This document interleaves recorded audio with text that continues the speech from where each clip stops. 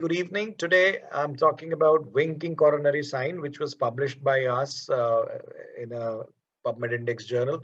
And I'm going to try to explain what is a winking coronary sign. So, winking coronary sign basically is a sign of angiography of ventricular septal rupture. Ventricular septal rupture is an uncommon but lethal complication of acute MI, and its prompt recognition is important to permit timely institution of corrective measures. Um, Basically, it's a novel, unique angiographic sign, and it's an angiographically diagnosing a post-MI ventricular septal rupture, and also called as Kamal Sharma sign. It's defined as a partial transient occlusion of infarct-related culprit artery over the site of ventricular septal rupture during ventricular systole with near normal filling in the diastole. So basically, this is how it looks like. You can see the LED, this patient, and you can see the mid LED actually winking, actually closing down transiently, and the dye flow is stopping in between. So this is a patient whose angiogram was done post stenting. Actually, you can see somebody has already put a stent, and then this patient underwent an angiogram, which goes on to show the winking of the mid LED. So this was first reported by us in Journal of Cardiovascular Medicine and Surgery, where we presented analysis of 15 patients, and we found out that the 15 patients who had this sign, almost all, 13% of them had anterior wall, and 2 patients had inferior wall MI. The circumflex as a culprit was never found because probably of the annular um, fibrous tissue that the circumflex runs over the AV groove. Only 1 patient had completely occluded infarct-related artery, and then it became apparent once the artery was opened up, and this was the first publication of the same. Then we, of course, went ahead and did a retrospective observer-blinded case-controlled study of 129 patients. Of it, 56 were consecutive VSR secondary to acute MI, who had undergone cardiac cath between August 2008 to 2017, over a decade. And these cases were compared with 73 age and sex matched controls with STMI without a VSR.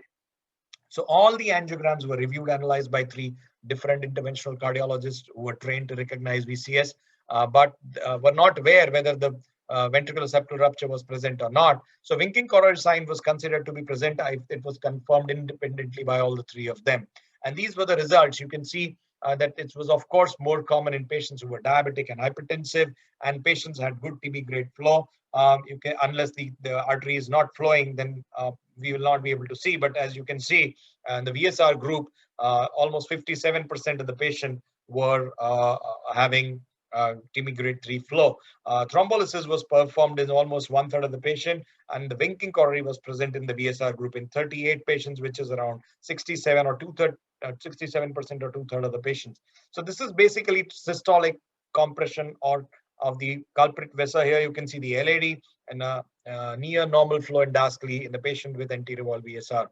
This is our data. You can see its sensitivity is almost 67.9%, but it was 100% specific with 100% positive predictive value. It was observed, whereas none of the patients without VSR actually showed the winking coronary sign. So the absence of winking coronary sign among patients without VSR resulted in a good positive predictive value, though negative predictive value could not be calculated because of very low prevalence of the sign in patients who did not have a VSR. So there are various postulated mechanisms that we have proposed. One is the Venturi or the mechanical theory, 3 theories: the Venturi effect, the mechanical theory, and the hemodynamic theory. The Venturi effect basically is that when the shunt across the VSR leads to a rapid drop in the pressure across the defect, causing overlying artery to collapse, and hence there is a systolic wink of the artery overlying the rupture. Second theory is the mechanical theory. It's the anatomical disruption of the septum because of the mechanical movement per se, that the artery itself can get compressed, and hence the rupture site causes transient loss of flow in the coronary artery. Mechanical instability of the disrupted septum may also be responsible, not the movement, but the hemodynamic impairments can actually be responsible for it. So we all know this is the blood supply of interventricular septum, and that's why it runs just on the anterior part of the groove, while the PD runs on the posterior part of the groove. And you can see this is a patient with the right coronary artery. It's a post-stent. You can see that this patient has got a wink in the PD. And this is again corroborated with a device actually that was implanted in this patient who had a winking of the posterior descending artery or the right coronary infarction. So again, this goes on to show the wink. You can see here the mid part of the PD, which is winking with an acute infarct-related ventricular septal rupture. And this was corroborated on a surgical device. You can see correlation as well. The device was implanted and it corroborated with the site of the wink. This is the VSR device, which was put along with an intra-aortic balloon pump. And this is how the VSR can often correlate. And this is, of course, the other one. So this is the second publication in series, as I mentioned, in the Indian Heart Journal about the accuracy of the winking coronary angiographic sign. So one can learn a lot just by good observation. Thank you. Thank you very much.